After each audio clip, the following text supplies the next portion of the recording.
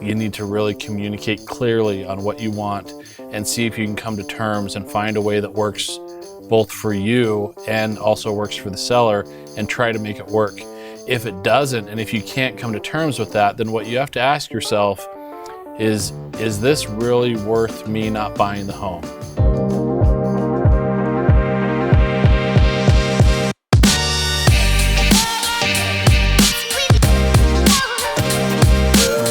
Okay, so we talked about the inspection report and inspection contingency.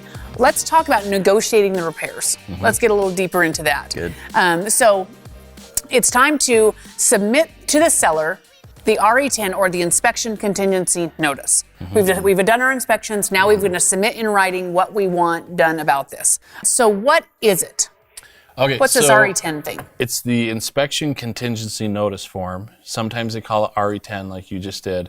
And RE10 is just more of an acronym for us because it's titled Real Estate Form number 10. And so what this is the beginning of finding a way to get this contingency removed. Okay, and so what it is in real estate, we always want to do everything in writing, because if you do it in writing, it's a lot cleaner and communications and expectations are set more clearly. And so we want to basically have it. And so it's the form that we put in there saying we want this done, or we want a credit done and don't do any work, just give us a credit so we can do the work.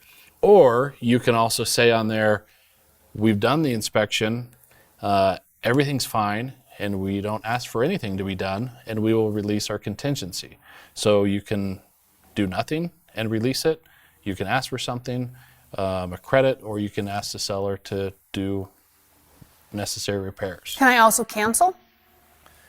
Yeah, you can cancel as well. Yeah, there's a form on there. There's a part on there where you can actually say we've done our inspection and we do not want to continue forward with the purchase, and we cancel. And that is a way that you can, the provision is that way, if it's done correctly, that you can actually cancel and get your earnest money back. Right. So when does this happen? The inspection contingency notice has to happen during that time frame for the inspection, right? And so it's the house, it's everything around the house. It has to meet what you thought it was going to be when you first walked through. And so you and your agent will get together, and as long as the date fits within the expiration date of that inspection contingency, you are within your rights of the contract to ask for those things. So Jeremy, what can I ask for if I want some repairs done?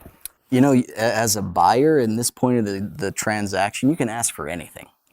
But that doesn't mean the seller has to accept and do anything. Remember, this is a negotiation, and so we're asking for what we want done to the property to continue at the price we're at with the adjustments that you found in your inspection. And so you've got to remember that if we have 15 items, which is triple what we probably should ever have, that we tell the seller we want them to repair, and the seller has a backup offer that can slide right into place in front of our offer, the only obligation the seller has to us is get through this inspection period. So if you say, I want these 15 things done or I'm not buying it, and then the seller says, well, I'm not doing any of them, then you have the option to continue and have them not make any of those repairs or cancel the contract. And so if you come off too much, then the seller might just go cold and take that backup offer the minute they can after you ask for everything. Well, and I would think in a multiple offer, this is pretty close after we've begun. I mean, we're in the first week or so. That's right. If they had a whole bunch of other offers and now you're making it complicated, they may want to see to be able to say nothing, they can go back to some other offers or put it back. In this hot market, it's not hard to sell it again. That's right. So again, just stress again, keep it to the major items and don't nickel and dime the seller on having them do things that maybe are, without this, I don't want to buy the house. That's right. Yeah, makes sense. So Chad, what if we disagree on the repairs? Well, the first thing I would say is that's going to be common, right? Because that's part of the negotiation process as you go back and forth. And so I would first of all say, you need to really communicate clearly on what you want and see if you can come to terms and find a way that works both for you and also works for the seller, and try to make it work. If it doesn't, and if you can't come to terms with that, then what you have to ask yourself is this really worth me not buying the home? Okay. And if this isn't done a week or 2 weeks later, are you going to be still glad that you didn't buy the house? Because you're now at a point where if you can't come together on this, you might have to cancel the deal, or the seller might say, no, I'm not going to do it. And then you still have to cancel the deal. So you're at that point where you have to decide if you really want to buy it or not. And many times, stress can get high during this, and you can make a decision, maybe sometimes even out of anger or frustration. And then 4 days later, you're like, oh, I shouldn't have done that. It wasn't that big a deal. Yeah, it wasn't that big of a deal. So try to have that conversation with yourself now instead of down the road when it's too late. Because in a hot market, they're going to be able to put the home back on the market and sell it again fast. Great point. And so. Well, and I felt probably in this time, I probably had to move pretty fast.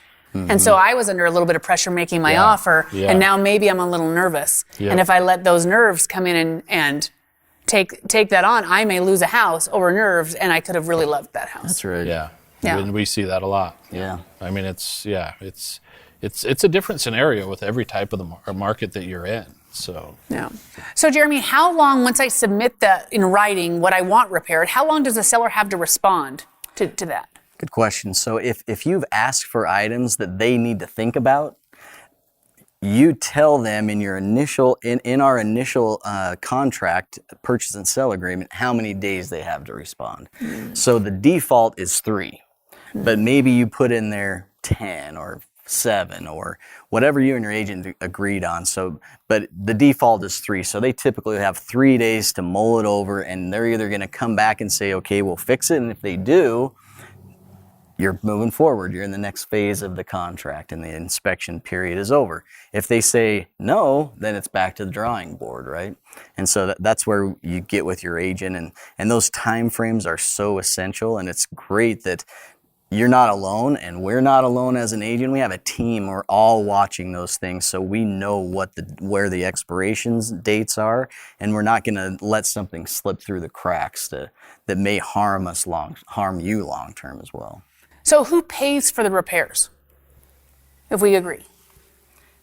Whoever agreed to complete them. And that's in that form that says we will fix these items, and here's who will pay for it. Yeah. And so that's all part of the negotiation. Okay, so let's say I elect for a credit so that I can do the repairs afterwards. Do I get a check at closing for that, or how does that work? Well, it's all negotiable. It depends on what it is and who's going to do the repairs. And so talk with your agent on that. Another thing that really has to come into consideration is your lender. The lender doesn't necessarily like you to take money at closing, to basically go in with some and come back with more. And so check with your lender, see how they want you to do that. And and then it'll be done however your lender typically wants you to do it. So what if I can't walk away with money? My lender says no. How will I get that credit? Well, they can credit it towards your closing costs. Decrease the purchase price. Decrease the purchase price. You can provide an invoice for that work to be done by someone, and they can pay that person at closing. So there's a lot of different ways to do it, and again, communication is the key. If you have expectations on how you want to do it, communicate that with your lender and your agent so that they can have it the way you want it at closing. Sounds like with good information, you can make good decisions.